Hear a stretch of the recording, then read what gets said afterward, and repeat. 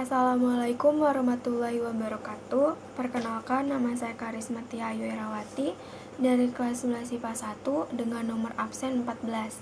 Di sini saya akan menjelaskan sedikit materi mengenai pengemasan produk ikan konsumsi mata pelajaran prakarya. Pada pengemasan produk ikan konsumsi terdapat dua metode, yaitu metode tertutup dan metode terbuka. Yang pertama, metode tertutup.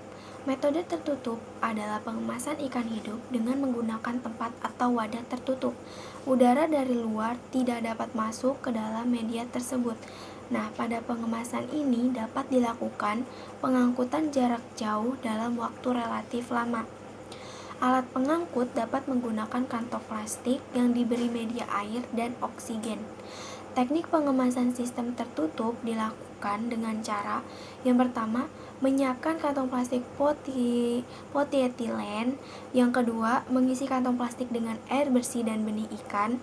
Yang ketiga, kemudian mengeluarkan dari kantong plastik dengan tujuan untuk menghilangkan karbon dioksida dan dilanjutkan memasukkan oksigen dari tabung ke dalam plastik sampai volume udaranya 1/3 atau 1/4 bagian. Nah, yang keempat itu kemudian menutupnya sampai rapat dengan menggunakan karet gelang. Yang kelima, plastik diberi isi benih dan diberi isi benih ikan yang sudah siap, kemudian dimasukkan dalam styrofoam sehingga tidak mudah pecah dan mudah diangkut. Lalu, pada pengemasan metode tertutup ini memiliki kelebihan dan kekurangan. Kelebihannya antara lain, yang pertama, media air tahan terhadap guncangan selama pengangkutan. Yang kedua, dapat dilakukan untuk pengangkutan jarak jauh dengan pesawat terbang. Yang ketiga, memudahkan penataan dalam pemanfaatan ruang selama pengangkutan. Nah, metode tertutup memiliki kekurangan. Yang pertama, media air tidak dapat bersentuhan dengan udara langsung, tidak ada difusi oksigen dari udara, sehingga tidak ada suplai oksigen tambahan. Nah, yang kedua, tidak dapat dilakukan pergantian air. Dan yang ketiga, memerlukan kecermatan dalam memperhitungkan kebutuhan dengan lama. Yang kedua, metode terbuka. Pada pengemasan metode terbuka atau sistem pengemasan ikan hidup yang diangkut dengan wadah atau tempat yang menggunakan media air yang masih dapat berhubungan dengan udara bebas. Pengemasan metode terbuka dilakukan untuk pengangkatan benih dalam jarak dekat yang tidak memerlukan waktu yang lama. Alat pengangkut berupa drum, plastik, peti, berinsulator, dan lain-lain.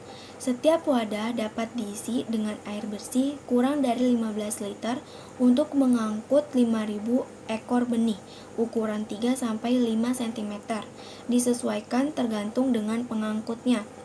Pengemasan metode terbuka dilakukan dengan cara memuasakan benih ikan terlebih dahulu agar laju metabolisme dan ekskresinya dapat berkurang pada saat pengangkutan, sehingga air tidak keruh oleh kotoran ikan, atau untuk pengangkutan lebih dari 5 jam. Tahapan pengemasan ikan selama transportasi. Jadi pada metode terbuka juga memiliki tahapan dalam pengemasan ikan selama transportasinya. Yang pertama, siapkan wadah. Yang kedua, masukkan air dan benih dalam wadah. Yang ketiga, memberikan peneduh di atas wadah agar benih ikan tidak mengalami stres pada suhu yang tinggi. Yang keempat, jumlah padat penebaran tergantung dari ukuran benih, di mana benih dengan ukuran 10 cm dapat diangkut dengan kepadatan maksimal 10.000 per meter kubik atau 10 ekor per liter. Yang kelima, setiap 4 jam sekali mengganti seluruh air di tempat yang teduh. Nah, pada pengemasan media terbuka ini memiliki kekurangan dan kelebihan juga loh. Yang pertama, kelebihan. Kelebihan dari metode terbuka itu adalah difusi oksigen melalui udara ke media air masih dapat berlangsung. Yang kedua, dapat dilakukan penambahan oksigen melalui aerator.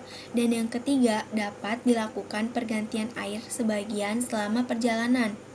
Jadi dalam metode terbuka itu masih bisa melakukan pergantian air. Lalu kekurangannya, dalam metode terbuka memiliki kekurangan. Yang pertama ada menimbulkan stres pada ikan. Terus yang kedua ada tidak untuk pengiriman jarak jauh. Yang ketiga ada metode ini cocok untuk pengiriman ikan berukuran konsumsi melalui darat atau laut. Sekian dari penjelasan saya, kurang lebihnya mohon maaf. Wassalamualaikum warahmatullahi wabarakatuh.